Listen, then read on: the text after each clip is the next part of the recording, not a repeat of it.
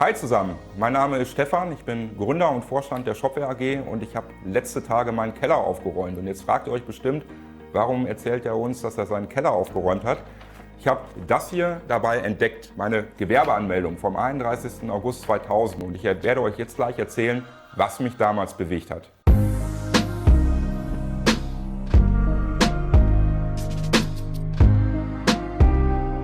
Ich war damals 16 Jahre alt, habe mich immer schon für Computer interessiert, habe den Nachbarn geholfen, Freunden und Bekannten geholfen. Habe dann überlegt, so was könnte irgendwo für mich der nächste Schritt sein. Ich war damals ja auch noch Schüler. Wie kann ich im Prinzip aus dem Hobby so die ersten Schritte rein in den Beruf machen? Und bin dann eben auf die Idee gekommen, mich selbstständig zu machen. Und das hörte sich damals erstmal nach einem super Plan an, bis ich festgestellt habe, dass ich mit 16 Jahren dazu überhaupt nicht befähigt bin. Also man muss volljährig sein, um ein Gewerbe eintragen zu können.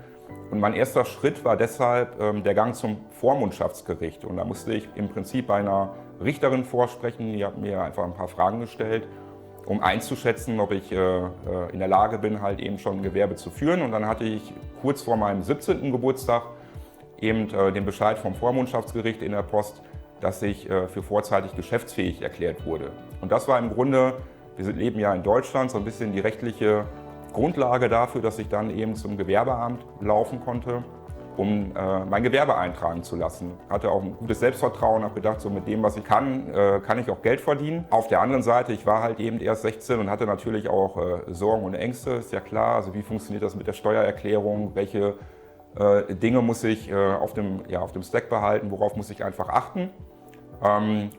Alle Ängste, muss ich sagen, haben sich aber innerhalb von wenigen Wochen eigentlich in Luft aufgelöst, weil es einfach super anlief und ich im Grunde sehr, sehr schnell raus hatte, worauf muss da geachtet werden und wie funktioniert das alles. Einer der, ich sag mal, spannendsten Momente in der ersten Zeit war natürlich der Moment, wo ich die erste Rechnung schreiben durfte. Also es waren im Grunde ja Summen, damals noch in D-Mark, die für mich dann auch erstmal surreal waren. Also, weil ich kam ja noch voll aus der Ecke Schüler, einmal im Monat gibt es Taschengeld so ungefähr. Dieses Gefühl, als ich die erste Rechnung dann ausgedruckt hatte und eingetütet hatte und auf den Weg zur Post gebracht habe, das war einfach unbeschreiblich. Ne? Noch toller natürlich das Gefühl, als diese erste Rechnung dann auch bezahlt worden ist. Und da war für mich irgendwie klar, dieses Thema selbstständig zu arbeiten, das wird mich nie wieder loslassen. Ja, und auch ganz spannend natürlich die Frage, so, wann ist das Ganze denn gewachsen? Also wie hat sich das weiterentwickelt? Ne? Wenn ich nochmal so zurückblicke, ich würde sagen, so 2000 bis 2005 war für uns vor allem eine Findungsphase. Also wenn ich von uns spreche, meine ich mich und meinen Bruder, wo wir einfach ganz viele unterschiedliche Modelle und Dinge ja auch ausprobiert haben, um uns da am Ende auch festzulegen und zu sagen, so Schuster, bleib bei deinen Leisten und wir müssen uns auch fokussieren. Und ich glaube, dieses Thema, sich zu fokussieren, also eine Zielgruppe zu bedienen und entsprechend nicht so auszufranzen, das ist früher wie heute halt ein ganz wesentliches Erfolgsrezept, würde ich schon fast sagen. Ne? Also das kann ich nur jedem, der zuhört und der vielleicht selber auch das Gefühl hat, wow, wir machen ganz schön viel, da wirklich den Mut zu haben, auch alte Zöpfe abzuschneiden und sich als Firma im Prinzip auf eine wesentliche Sache zu fokussieren. Das ist ganz, ganz entscheidend, weil ich glaube, erst dann kann man wirklich auch Geschwindigkeit aufnehmen und verzettelt sich am Ende auch nicht. Ich glaube, was da für mich so auch wichtig war über die ganzen Jahre, es gibt einfach als Unternehmen immer wieder,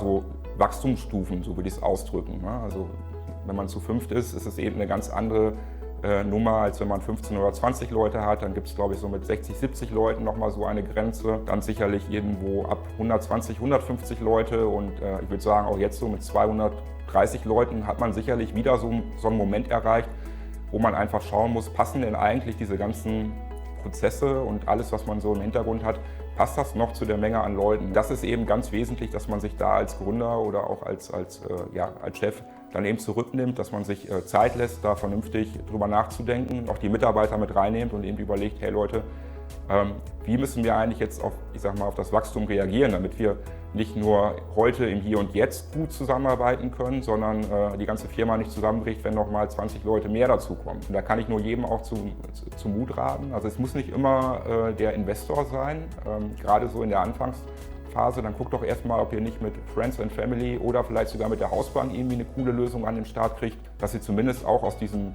Prototypenstatus rauskommt, dass ihr was vorzuzeigen habt. Ich glaube, das ist es kann einfach ein guter Plan sein, das kann für viele gut funktionieren und das kann ich auch nur jedem raten, da zuerst diesen Weg einzuschlagen.